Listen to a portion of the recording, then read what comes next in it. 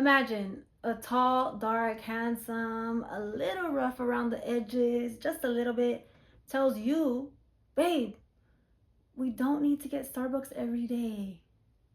You're probably gonna be like, yeah, I do make a pretty mean matcha. And imagine the opposite. This guy that you settled for because he's nice. He responds to every part of my text, tells you the same thing. That's not gonna go well with you, babe. You're gonna get on your phone so quick and text your bestie, like, this guy gotta go. This guy keeps saying the most outlandish shit. He gotta go. It's Gin O'Clock. I'm your host, Gin. Today we're going to be talking about why settling is canceled. Don't do it. Settling is canceled, and it is important to date your type. It is important to be physically attracted to your partner, okay? If that resonates, maybe grab a little snacky, a little dranky, and sit with me a while. Let's get into it. What is dating your type? It's someone that you think is attractive. Genuinely, you're attracted to this person. You think they're hot. You love the way they dress. You love the way their hair looks. You think they're attractive in their most vulnerable moments, when they're sick, when they're walking around the house in their chanclas. You're attracted to them behind closed doors. And I'm not talking about the freaky stuff. That's coming later, you little freak. Just behind closed doors, when you guys are in an argument, does this person let you speak? Do you feel like you two are getting to the core issue? Do you feel like this person is competent with the way you communicate? Can they pick up what you're putting down? Do you feel confident with that? Do you like the way they speak in a crowd? Do you like the way they handle themselves in public? Feel proud to stand next to this individual. It's important that you don't settle when it comes to choosing your lifelong partner. It needs to stop. It needs to stop being normalized. We need to normalize getting our needs and wants met at all times. If you're single, you're not alone. It's okay. You get to focus on yourself. You don't have anybody holding you back. You don't have this negative energy over you. This is what led me to make this podcast. The wrong person will hold you back. They will siphon your energy. And before you know it, you could waste years on years. And that's not what we want. We only live this one life. We didn't come this far to only come this far. And I know that you can think back on times where you've been tested. Maybe when you were a child, you've been tested. You feel like there's some kind of force attacking you, probably because your purpose is that big. You're not just here to settle for your partner just because, so you're not alone, so you can post a picture, so you can be in matching Christmas pajamas. That's out. And then, behind closed doors, you're unhappy. You're not chasing your dreams. You're not chasing your potential. Potential. No more falling for potential. We can't fall in love with potential. Potential don't pay the bills. Now, if you're married, if you're dating to marry like myself, there is problems that arise in life. You're there in sickness and health. Maybe your partner loses their job. Okay, stuff happens, life happens. That's why you and your partner that you chose as your teammate have what it takes to withstand any type of obstacle. Nobody or nothing can come between that, because you guys have built this empire. You got a good team member. That's the main key. Everyone in this day and age says that women's standards are outlandish and it's crazy. They can't get what they want. I find that to be horseshit. Yes, you can get what you want. Maybe not right now. Just like maybe you want $1 million. It doesn't happen overnight. You also have to cultivate yourself. Make sure you're your type. Would you date you? Cultivate yourself and widen your container so you can get bigger and better. Also, so your nervous system can feel okay with receiving. You have to be okay and open to receiving exactly what you want. Your partner, do you feel good about it? I used to date on purpose people that I was out of their league because it made me feel safer because, oh, I thought, it's going to be better. They're not going to play me. They'll play you, baby. If they don't got a good character, they'll play you. It doesn't matter the look. So you have to vet people out. You have to take your time when it comes to choosing a lifelong partner. Someone that you're going to be living with, sharing a bed with day and night for years and years. Your nervous system, you do have to get real with yourself and tell yourself that you deserve nice things. You deserve nice things, and sometimes we feel like those nice things that we did manifest for ourselves, sometimes they can be taken away and we can go into a panic. You can't go into a panic. You have to let things reveal themselves and unfold the way they're meant to be, and you have to stay true to you and remember who you are. Sometimes people can be hurt and they can say the wrong thing, or they can make certain assumptions about you that are not true. So that comes into play. You have to be strong and rooted within who you are, so that way you are comfortable with dating somebody that is on your level.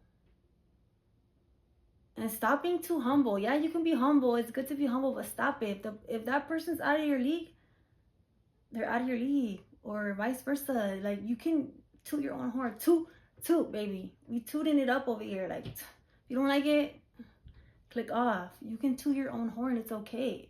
There's a difference between having confidence within yourself, who you've built from the ground up,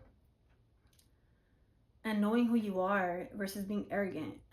You can be confident within yourself. You don't have to settle. You don't have to explain yourself. If people don't understand, those aren't your people. Those aren't your people. In dating and relationships, you will run into conflict. Like I mentioned earlier, dating to marry, life's gonna happen. Maybe your partner's family member passes away and they're down and out and they're not doing the best. When they're at home, they're kind of just not themselves. So you're kind of picking up the pieces. And you want someone that you're happy to do that for. You don't want someone that didn't do that for you when it was your turn, and now when you're doing it for them, you're building up all this resentment within you, and you're so angry, and it's like, why should I do this for them when they didn't do it for me? And that's not healthy for you. You're gonna get yourself sick. And if you have any kids around, that kids can feel it. Kids are very smart. Even when they're little babies, they know what's up. They pick up on the energy. It's not good. And then you're showing the kids that this is what life's about. And no, we can always get what we want. Sure, we make mistakes. No, we didn't come this far to come this far. Having resentment in a relationship is the number one killer. Now, first of all, to yourself, because you are going to be in a bad mood. You're not going to be on your same A game, going on your walks in the morning, waking up early, juicing. It's going to take a toll on you. It's going to show on your face that you're drained. And us baddies, we don't do that. We're not being drained. We're only pouring into cups that can pour back into our cup. We're not pouring into no bottomless pits anymore.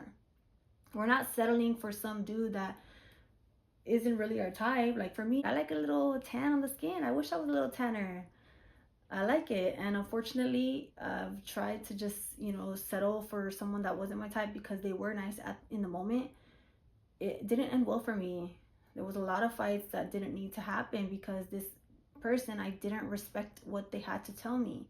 There was no way for me to, because I didn't vet them out. I just kind of used maybe what was coming from my past toxic relationship, situationship, what I wasn't getting from them. And I was like, oh, well, this person does it. So, oh, great. Nope, that's not enough. Not in life. Not in life. When we have to get up and go to work and cook food and clean, you need to date your type. Do you know what your type is? Have you figured that out? Have you sat down and really said, what do I like? What don't I like? If you're younger, you might not know. You might just have to go through the motions and learn the hard way. That's the best way. You can learn from other people's mistakes. That's what wise people do. They learn from other people's mistakes. Definitely try to get in with your intuition. Your intuition will tell you what's up every time, and your intuition just knows. You just know. Fear is, what if? Oh my God, what if he doesn't text me back? What if he's not texting me back because, oh, he's with another girl. Knowing is just like, oh, he's not texting me back right now. It's okay. I gotta film this podcast. He'll text me later. I'll get back to him later. You want to be securely attached.